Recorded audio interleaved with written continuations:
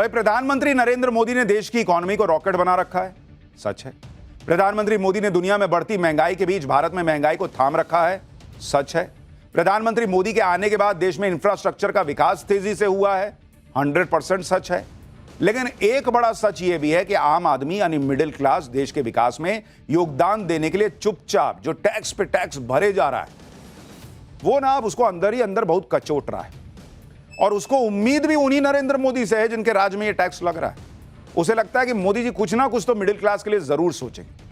और इसलिए पाठशाला में हमने कल भी पॉपकॉर्न से लेकर पुरानी गाड़ी पर लगने वाली जीएसटी का चैप्टर खोला था। पाठशाला में कल जब हमने टैक्स का चैप्टर खोला, तब से हर जगह उसकी चर्चा हो रही है। पाठशाला का कल का हमारा चैप्टर भयंकर वायरल भी हुआ, क्योंकि टैक्स का मामला ही ऐसा है। आम आदमी का ये दर्द है जो कोई बात करने को तैयार नहीं, लेकिन हमने पाठशाला में वो मुद्दा उठाया। हमने सवाल उठाया था कि क्या मिडिल क्लास का काम इस देश में सिर्फ टैक्स भरने का रह गया है क्या? क्योंकि टैक्स का गजब ही हाल हो रखा है। पॉपकॉर्न हो, पुरानी गाड़ी हो, हर जगह पर ऐसी ऐसी जीएसटी लगे जा रही है कि पब्लिक का दिमाग घूम गया है। सोशल मीडिया पर तरह तरह के मीम्स चल रहे हैं, लोग मजाक भी बना रहे हैं। कई लोग तो कहते हैं कि सरकार एक काम करे, हमारी पूरी सैलरी रख ले, उसमें से जो है कुछ पैसा हमको वो दे दे कि हम अपना घर चला लें। जब इतना टैक्स दे ही रहे हैं तो पॉकेट मनी टाइप कुछ दे दे। इस तरह से बहुत सारी चीजें सोशल मीडिया पे चल रही। आज हम टैक्स के इस जंजाल का पार्ट 2 वाला चैप्टर खोलने जा रहे हैं, जो मिडिल क्लास का सबसे बड़ा दर्द है। आज केंद्र और राज्य सरकारों को देखना चाहिए कि कैसे मिडिल क्लास एक चीज पर कई बार टैक्स भर भर के पगला चुका है, क्योंकि राज्य सरकारें भी ले रही है भाई। और ये जो जीएसटी काउंसिल होती है, इसमें सारे पार्टियां जिनकी सरकारें राज्यों में, उनके फाइनेंस मिनिस्टर होते हैं बॉस, सब मिलकर निर्णय लेते हैं। तो वहां कोसने के लिए कि ये हो गया वो हो गया सब हैं, लेकिन इसमें सब मिलकर फैसला लेते हैं। लेकिन ये सारी बातें आपको बताऊं उससे पहले कंफ्यूजन दूर करना जरूरी है, जो कंफ्यूजन यूज्ड कारों को बेचने पर चल रहा है। हमने कल आपको बताया था कि पुरानी गाड़ियां बेचने पर लगने वाला टैक्स 12% से बढ़ाकर 18% हो गया है। वित्त मंत्री निर्मला सीतारमण ने भी यही कहा था कि जिस दाम में कार खरीदी गई और जिस दाम में बेची जा रही है, उसके अंतर पर 18% टैक्स लगेगा। लेकिन वित्त मंत्री ने पुरानी गाड़ी बेचने पर लगने वाले टैक्स पर जो भी कहा था, उसमें कुछ कंफ्यूजन था। सरकार से जुड़े हमारे सूत्रों ने उस कंफ्यूजन के बारे में जानकारी दी है, वो आपको आगे बताऊंगा। लेकिन पहले एक बार सुनिए वित्त मंत्री निर्मला सीतारमण ने क्या कहा था, जिसके बाद सारा कंफ्यूजन खड़ा हुआ। It is on that margin, the margin value between purchased price and resale price. 12 lakh में खरीदा, 9 लाख में बेच रहे हैं सेकेंड हैंड यूज्ड व्हीकल के नाम पर। On the margin is only this 18% is being put, as would be for any used car. जो वित्त मंत्री ने कहा वही हमने आपको कल बताया भी था। जीएसटी काउंसिल की बैठक में जो भी फैसले लिए गए थे, उसके बारे में पीआईबी की प्रेस रिलीज में भी जानकारी दी गई थी। पीआईबी की प्रेस रिलीज भी हमने चेक की थी, तो उसमें भी वही बात लिखी थी जो वित्त मंत्री निर्मला सीतारमण ने कही थी। यानी जिस दाम में कार खरीदी गई और जिस दाम में बेची गई, उसमें जो मार्जिन है उस पर 18% टैक्स लगेगा।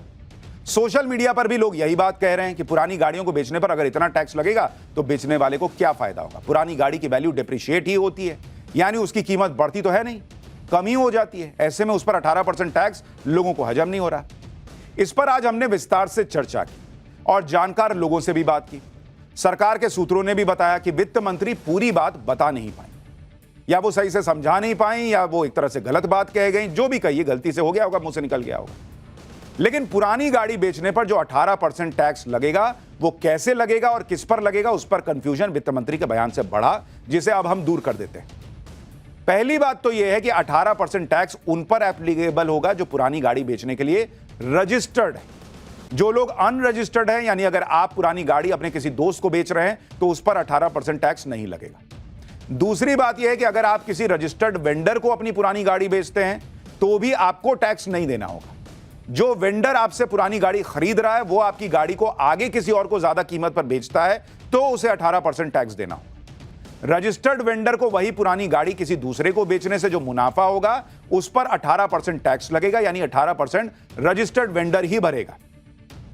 मतलब मान लीजिए आपने पुरानी गाड़ी 1 लाख रुपए में रजिस्टर्ड वेंडर को बेच दी। ये मेरी गाड़ी 6 लाख की थी, अब तुम 1 लाख में ले लो, पुरानी होगी। रजिस्टर्ड वेंडर ने क्या किया, उस गाड़ी को मॉडिफाई किया, थोड़ा चकाचक बनाएगा, तभी ना बिकेगा। तो उसको चकाचक करके उसने 2 लाख रुपए में किसी और को बेच दिया। रजिस्टर्ड वेंडर का मुनाफा कितना हुआ? 1 लाख रुपए में आपसे खरीदा, 1 लाख रुपया उसमें और उसने मुनाफा कमाया, 2 लाख में बेचा। तो अब उस मुनाफे वाले 1 लाख पर 18% टैक्स यानी 18,000 रुपए वेंडर को भरना होगा। वेंडर कौन? जैसे ये कास्ट 24 वगैरह दूसरे ऐप्स जो हैं उनसे आप बेचते हैं ना, वही वाला। अब यहां पर यह भी समझने वाली बात है कि वेंडर ने 1 लाख का जो मुनाफा कमाया वो पूरा मुनाफा नहीं है। वेंडर ने पुरानी गाड़ी को मॉडिफाई करने में भी कुछ पैसा लगाया होगा और फिर उसे 18% टैक्स भी देना पड़ रहा है, जिसे देने के बाद रजिस्टर्ड वेंडर का मुनाफा कम हो जाएगा।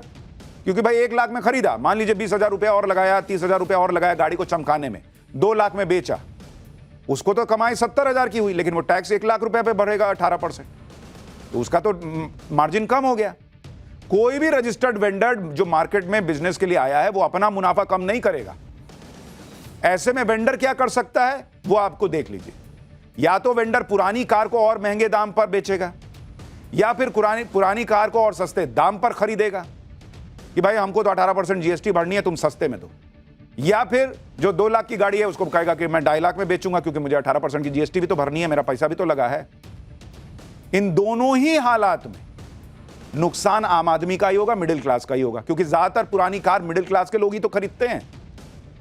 भाई गरीब आदमी तो खरीद रहा है, उसके पास पैसा होता तो नई कार नहीं खरीद लेता। और मिडिल क्लास के ही लोग पुरानी गाड़ी बेचकर नई गाड़ी खरीदने का प्लान करते हैं। तो इधर से कान छुइए या उधर से छुइए, कल वाली बात कहिए या अब जो क्लैरिफिकेशन आ गया वो कहिए, पॉइंट वही था कि मिडिल क्लास को इस टैक्स से नुकसान होगा, और वही होगा, या तो बेचने वाले का होगा या खरीदने वाले का होगा। वेंडर अपने ऊपर लोड नहीं लेगा बॉस। पाठशाला में हम टैक्स के बोझ के बारे में बता रहे हैं तो उसका असर भी दिख रहा है। बीजेपी के नेता तक टैक्स की मार से परेशान जनता के दर्द की बात कर रहे हैं। बीजेपी के प्रवक्ता अजय आलोक ने सोशल मीडिया पर टैक्स को लेकर अपनी बात रखी। अजय आलोक ने भी लिखा कि माननीय निर्मला सीतारमण जी से मध्यम वर्गीय आय वालों के लिए अनुरोध है, हम पूरा टैक्स समय पर देते हैं, देते क्या है, सैलरी से काट ही लिया जाता है, हमें किसी सरकारी योजना का कभी लाभ नहीं मिलता। स्वास्थ्य बीमा पर भी 18% जीएसटी हमारे लिए और बाकी सबके लिए आयुष्मान भारत योजना है। हम देश को आगे बढ़ाने वाले लोग हैं, सरकार पर निर्भर नहीं है, फैसले पर तुरंत विचार कीजिए। विपक्ष ने भी टैक्स को मुद्दा बनाना शुरू कर दिया है। पुरानी गाड़ियों और पॉपकॉर्न पर जीएसटी के मुद्दे पर राजनीति तेज हो गई है। आम आदमी पार्टी के अरविंद केजरीवाल ने कहा कि गाड़ी खरीदना एक साधारण मध्यम वर्गीय परिवार के लिए बड़ी बात होती है, लेकिन केंद्र सरकार पुरानी गाड़ियों पर भी टैक्स बढ़ाकर उनके सपने तोड़ रही है। केंद्र की बीजेपी सरकार सिर्फ अमीरों और उद्योगपतियों के लिए काम कर रही है, देश के आम आदमी और गरीबों को सिर्फ महंगाई, टैक्स और पीड़ा दे रही है। वहीं समाजवादी पार्टी के अध्यक्ष अखिलेश यादव ने कहा कि बीजेपी ने जीएसटी को सांप सीढ़ी का खेल बनाकर रख दिया है।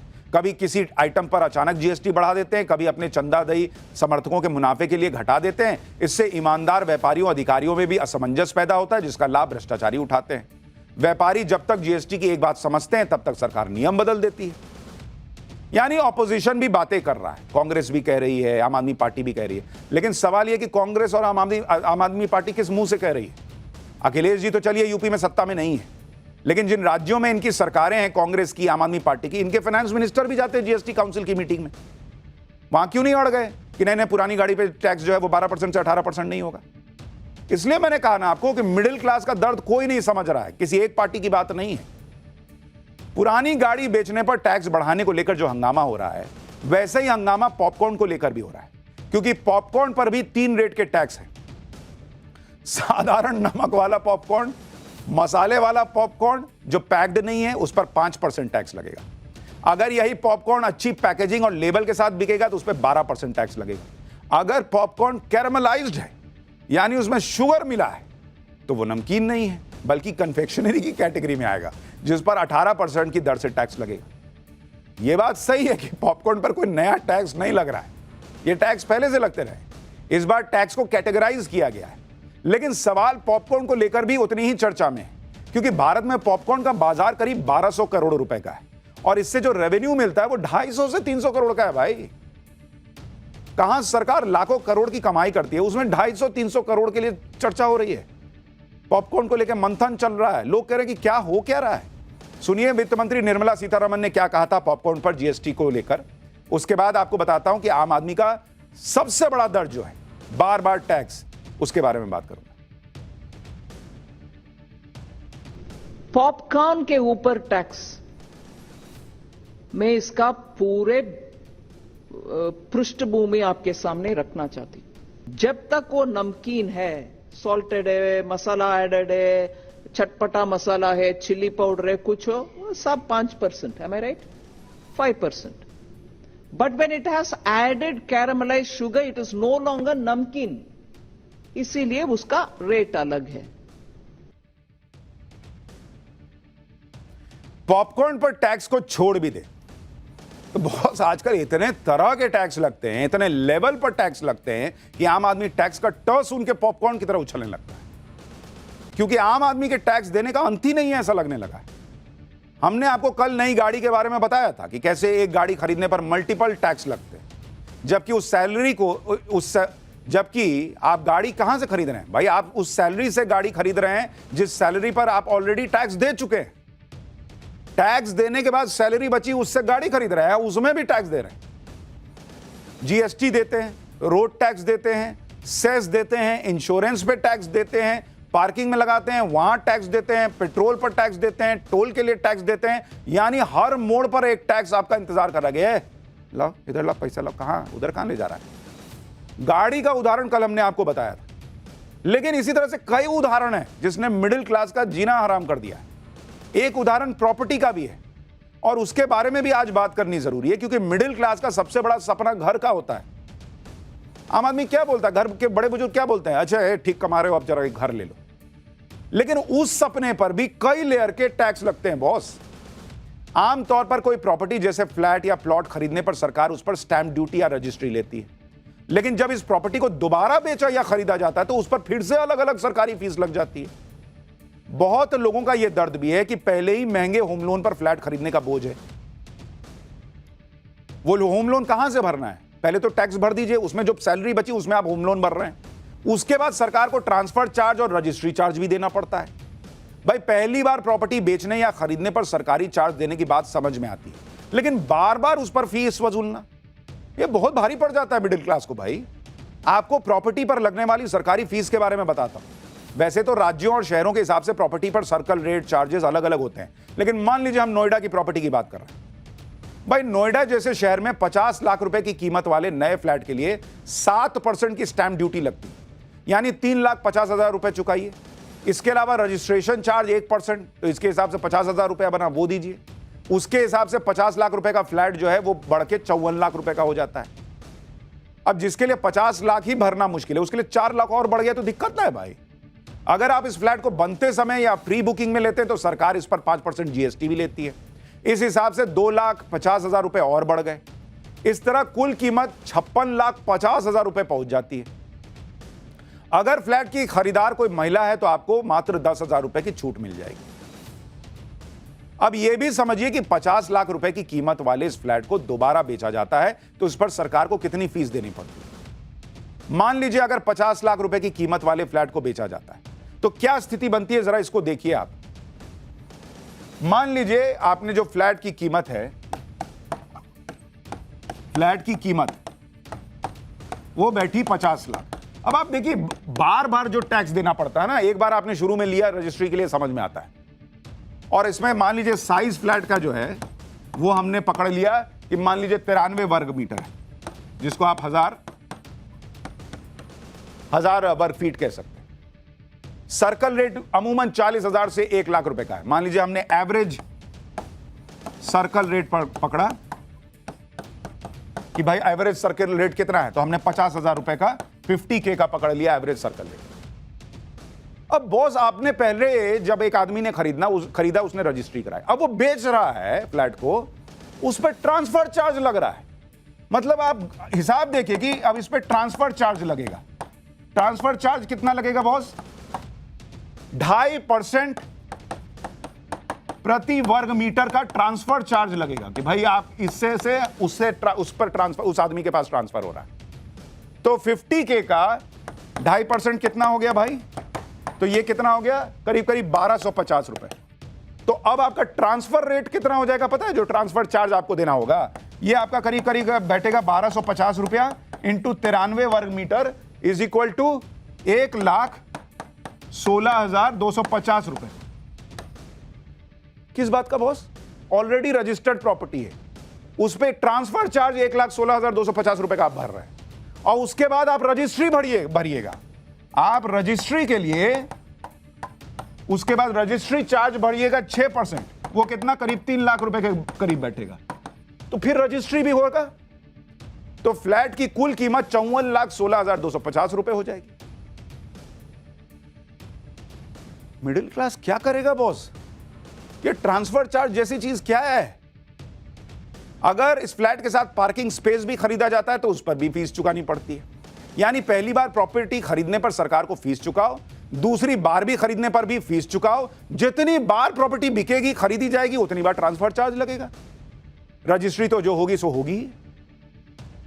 और बॉस, ये तो जो खरीद रहा है वो तो ट्रांसफर चार्ज भर रहा है, वो रजिस्ट्री फिर से करा रहा है। जो बेच रहा है वो कैपिटल गेन टैक्स भरेगा। खत्म ही नहीं हो रहा है बॉस। जो कमा रहा है वो भी टैक्स भर रहा है, जो पैसा दे रहा है वो भी टैक्स भर भर के परेशान। मल्टीपल टैक्स सिर्फ फ्लैट प्लॉट में ही नहीं लग रहा, बल्कि एजुकेशन सेक्टर में भी मल्टीपल टैक्स से मिडिल क्लास जूझ रहा है। मिडिल क्लास आदमी अपनी सैलरी पर ऑलरेडी टैक्स दे चुका होता है, उसके बाद जो पैसा बचा उसमें कॉलेज में, अच्छे कॉलेज में बच्चों के एडमिशन के लिए बोलता है कि जाओ अच्छे से पढ़ो, तुम भी अच्छे से कमाओ, तुम भी अच्छे से टैक्स देना। देश के बड़े और प्रतिष्ठित बिजनेस कॉलेज में से एक इंडियन स्कूल ऑफ बिजनेस में post graduate programme in management for senior executives की फीस का ब्रेकअप आप देखिए बॉस, कितना टैक्स देना पड़ता है उसके बाद भी। पीजीपी मैक्स प्रोग्राम की एडमिशन फीस है 3 लाख रुपए, इस पर 18% जीएसटी यानी 54,000 रुपए लग जाता है। इसी तरह से एडमिशन फीस हो गई 3,54,000 रुपए। फिर ट्यूशन फीस है 38,78,000 रुपए, इस पर 18% जीएसटी यानी 6,98,040 रुपए। इस तरह ट्यूशन फीस हो गई 45,76,040 रुपए, यानी एडमिशन फीस और ट्यूशन फीस पर 7,52,040 रुपए का जीएसटी भर देते हैं। मिडिल क्लास को उम्मीद थी कि हेल्थ इंश्योरेंस पर टैक्स घटाया जाएगा या हटाया जाएगा, जिसकी डिमांड बहुत समय से हो रही है, लेकिन हेल्थ और लाइफ इंश्योरेंस पर टैक्स के मुद्दे पर कुछ नहीं हुआ। आप देखिए कि हेल्थ इंश्योरेंस पर कितना टैक्स लग रहा है। अभी के नियमों के मुताबिक अगर आप देखिएगा 5 लाख रुपए से ऊपर के कवरेज वाले हेल्थ इंश्योरेंस पर 18% जीएसटी लगती है। मान लीजिए आपने परिवार के 4 लोगों का इंश्योरेंस कराया, 4 लोगों के इंश्योरेंस का 3 साल का प्रीमियम 40,000 रुपए। इस 40,000 रुपए पर 18% की दर से जीएसटी लगेगी, यानी इस पर 7,200 रुपए का जीएसटी बन गया। 3 साल का कुल प्रीमियम 47,200 रुपए हो गया। हेल्थ इंश्योरेंस तो आज के जमाने में जरूरत बन गई, ये कोई लग्जरी नहीं है। हेल्थ इंश्योरेंस आदमी मुसीबत के वक्त के लिए लेता है, लेकिन इस पर भी जब 18% का टैक्स लग जाता है तो आदमी के दिमाग में डाउट आ जाता है कि पता नहीं यूज होगा नहीं होगा, उस पर इतना टैक्स भर रहे हैं, क्या जरूरत है, ये वो मामला गड़बड़ा जाता है। लेकिन आप देखिए कि इतनी महत्वपूर्ण चीज पर कोई फैसला नहीं हो पा रहा है। वित्त मंत्री ने क्या वजह बताई है वो भी सुनिएगा। और हेल्थ इंश्योरेंस के ऊपर भी, लाइफ इंश्योरेंस के ऊपर भी, फिर भी और थोड़ा जानकारी उनको चाहिए। जैसे कि मैंने मेरे ओपनिंग स्टेटमेंट में बताया, इंश्योरेंस रेगुलेटर से भी उनको रेगुलेटर का गाइडेंस मिलना है, वो भी मिलने के बाद फिर फाइनलाइज करेंगे जीओएम, फिर आएगा काउंसिल में। टैक्स के बोझ से मिडिल क्लास की कमर ऐसे समय में टूट रही है जब देश की इकोनॉमी तेजी से आगे बढ़ रही। टैक्स कलेक्शन रॉकेट बना हुआ है, फिर भी टैक्स में राहत नहीं मिल रही। आप देखिए कि टैक्स कलेक्शन से सरकार को कितना तगड़ा फायदा हो रहा है। साल 2023-24 में कुल जीएसटी कलेक्शन 20,18,000 करोड़ रुपए का हुआ, जो पिछले वित्त वर्ष से 11.7% ज्यादा है। प्रति महीने औसत जीएसटी कलेक्शन 1,68,000 करोड़ के पार रहा, जबकि पिछले वित्त वर्ष में प्रति महीने औसत जीएसटी कलेक्शन 1.5 लाख करोड़ का था। जीएसटी कलेक्शन की सालाना औसत ग्रोथ 10% से ज्यादा है। जब सरकार को इतनी तगड़ी इनकम हो रही है, जीएसटी कलेक्शन रिकॉर्ड तोड़ हो रहा है, उसके बाद भी अगर टैक्स बढ़ रहा है तो उसकी वजह कई ऐसी योजनाएं जिस पर प्रश्न है कि क्या इसकी जरूरत है आज की डेट में। इनमें से एक है मुफ्त राशन जैसी योजना। केंद्र सरकार ने संसद में प्रधानमंत्री गरीब कल्याण अन्न योजना में खर्च हुई रकम की जानकारी दी। इसके मुताबिक अप्रैल 2020 से दिसंबर 2022 तक मुफ्त राशन बांटने में 3,91,000 करोड़ रुपए सालाना खर्च हुआ, यानी प्रति महीने 14,000 करोड़ रुपए का खर्च। इस हिसाब से अप्रैल 2020 से दिसंबर 2024 तक कुल खर्च लगभग 7,28,000 करोड़ रुपए हो गया। 1 जनवरी 2024 से मुफ्त राशन योजना अगले 5 साल के लिए बढ़ा दी गई है, जिस पर कुल 11,80,000 करोड़ रुपए खर्च होंगे। तो मिडिल क्लास कह रहा है बॉस हम तो नहीं लेते ये राशन, और जो लोग राशन ले रहे हैं आप ग्राउंड पे जाइए, लोग कहते हैं कई लोग तो वो उनको राशन इतना ज्यादा हो रहा है कि उनमें से कई लोग बेच देते हैं। कई लोग कह रहे हैं लेबर की दिक्कत हो गई है क्योंकि लोग काम नहीं करना चाह रहे, इतना राशन उनके घर पर हो गया। और कोविड के समय ये योजना शुरू हुई, समझ में आता आज की डेट में क्यों चल रही है, इतना पैसा क्यों खर्च हो रहा है। मुफ्त राशन योजना कोविड के समय शुरू हुई थी, उस समय लोगों को इस योजना की जरूरत थी, लेकिन अब कोविड खत्म हो चुका, इकोनॉमी भी वापस से स्पीड में आ चुकी है, लेकिन मुफ्त अन्न योजना लगातार जारी है। वैसे मुफ्त राशन योजना पर सुप्रीम कोर्ट भी सवाल खड़े कर चुका है। अभी दिसंबर में ही एक मामले की सुनवाई के दौरान सुप्रीम कोर्ट ने सख्त टिप्पणी की थी। सुप्रीम कोर्ट ने कहा था कि सरकार कब तक मुफ्त राशन बांटेगी, रोजगार के अवसर क्यों नहीं बनाए जाते। 81 करोड़ लोग मुफ्त राशन ले रहे हैं, सिर्फ टैक्स देने वाले ही योजना से बाहर है। यह सुप्रीम कोर्ट कह चुका है कि भाई कब तक फ्री राशन दीजिएगा। लेकिन इसमें समस्या भी है, जैसे ही बंद कीजिएगा ऑपोजिशन चढ़ जाएगा, हंगामा करेगा कि अरे बॉस ये देखिए मुफ्त राशन गरीबों का बंद कर दी। तो चले जा रहा है, चले जा रहा है। और अगर सोचिए वो लाखों करोड़ रुपए बच जाए तो मिडिल क्लास को कितना फायदा हो सकता है। दिक्कत सिर्फ इस बात की नहीं है कि हर कदम पर टैक्स है, दिक्कत इस बात की भी नहीं है कि टैक्स भरा जा रहा है। मिडिल क्लास भर रहा है भाई, उसको देश के विकास में चीजें लग रही है, अच्छा लग रहा है, लेकिन टैक्स के बदले में जब कोई सुविधा वो नहीं ले रहा, सोशल सिक्योरिटी मिली, चाहे एजुकेशन में मिले, हेल्थ में, या फिर किसी मुसीबत में किसी की नौकरी चली जाए तो उसे मदद मिले ना भाई, कुछ और सुविधा ही दे दीजिए। अगर ये सब हो तो फिर टैक्स इतना किसी को नहीं चुभेगा। लेकिन ऐसा कुछ मिडिल क्लास के पास है ही नहीं। उसका बच्चा सरकारी स्कूल में पढ़ नहीं रहा, सरकारी अस्पताल में वो जाता नहीं इलाज के लिए, नौकरी आज की डेट में चली जाए तो घर चलाने वाला कोई नहीं है, और अलग अलग लेवल पर मल्टीपल टैक्स हैं। तो इसीलिए मिडिल क्लास परेशान होता जा रहा है कि बॉस क्या ही करे। मिडिल क्लास की हालत खराब है टैक्स भर भर कर। इंडिविजुअल से होने वाला tax collection all time high पर है, लेकिन दो सबसे बड़ा सवाल अभी भी बचे हुए हैं। 140 करोड़ के देश में 10 करोड़ के करीब लोग ही इनकम टैक्स क्यों फाइल कर रहे हैं। इसमें भी बड़ी संख्या ऐसे लोगों की है जो जीरो रिटर्न फाइल करते हैं। देश में कृषि से होने वाली आय पर कोई टैक्स क्यों नहीं लगता। दूसरा सवाल सुनते ही पहला रिएक्शन ही यही होगा, बॉस ये कैसी बात कर रहे हैं, देश का किसान टैक्स भरेगा। बिल्कुल नहीं भरना चाहिए किसान को टैक्स, लेकिन उन किसानों को नहीं भरना चाहिए जिनकी आय कम है। कृषि से होने वाली आय की कोई सीमा ही तय नहीं है जिस पर टैक्स की छूट है। ये क्यों भाई, कितने ही किसान तो ऐसे हैं जो सैलरीड क्लास से ज्यादा कमा रहे हैं लेकिन टैक्स नहीं भरते। पर यह तो सिर्फ समस्या का छोटा हिस्सा है। बड़ी समस्या तो इस बात की है कि कृषि से आय के नाम पर टैक्स से छूट ले कौन रहा है, और क्या इससे देश को बड़ा नुकसान हो रहा है। क्योंकि साल 2012 में central board of direct tax यानी सीबीडीटी कह चुकी है कि बिना किसी जांच के कृषि से जुड़ी आय के नाम पर टैक्स में छूट सिस्टम में ब्लैक मनी को कृषि से आय बताकर लाने का रास्ता है। इतना ही नहीं, 2014 में टैक्स एडमिनिस्ट्रेशन रिफॉर्म्स कमीशन की एक रिपोर्ट ने कहा था कि बिना वेरीफाई किए कृषि से जुड़ी आय के नाम पर टैक्स छूट देने से वित्तीय सिस्टम में बड़ी अनियमितता बनती है, जिसका उदाहरण है बड़ी बड़ी कंपनियों का कृषि से जुड़ी आय के नाम पर टैक्स में छूट ले लेना। यानी कृषि से जुड़ी आय के नाम पर किसानों से ज्यादा फायदा क्या दूसरे लोग उठा रहे हैं, ये एक बड़ा सवाल है। और यह सवाल और पुख्ता होता है 2019 की सीएजी की एक रिपोर्ट से, जिसमें कहा गया था कि इनकम टैक्स ने 22,195 केस की जांच की। सीएजी ने इनमें से 6,778 केस की स्टडी की। इन केसेस में 3,656 करोड़ रुपए की टैक्स छूट क्लेम की गई थी कृषि से जुड़ी आय बताकर। इनमें से 57% क्लेम कंपनियों के थे बॉस, और 37% व्यक्तिगत टैक्स पेयर्स के। 22.5% केस में बिना दस्तावेज जांचे ही टैक्स में छूट दे दी गई थी। करीब 10.5% केस में जमीन के दस्तावेज तक नहीं थे विभाग के पास।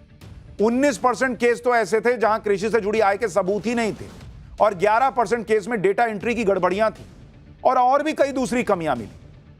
सवाल यह है कि क्या कृषि से जुड़ी आय पर टैक्स छूट का फायदा जरूरतमंद किसानों को मिल भी रहा है,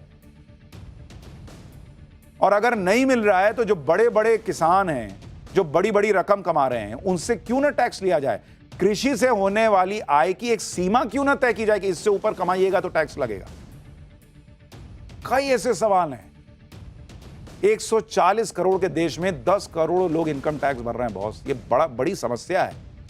और नरेंद्र मोदी से लोगों को उम्मीद है, मिडिल क्लास को उम्मीद है कि मोदी है तो मुमकिन है कि मिडिल क्लास को मदद मिलेगी, मिडिल क्लास को राहत मिलेगी, कि टैक्स में कुछ छूट मिलेगी, कुछ कुछ कुछ मदद मिलेगी घर खरीदने में, या फिर नौकरी चली जाए तो कुछ कुछ सपोर्ट मिलेगा। कुछ तो कीजिए सर, ये आम आदमी का दर्द है। आप कहीं बाहर निकल जाइए, आम आदमी परेशान है टैक्स बढ़ रहा है।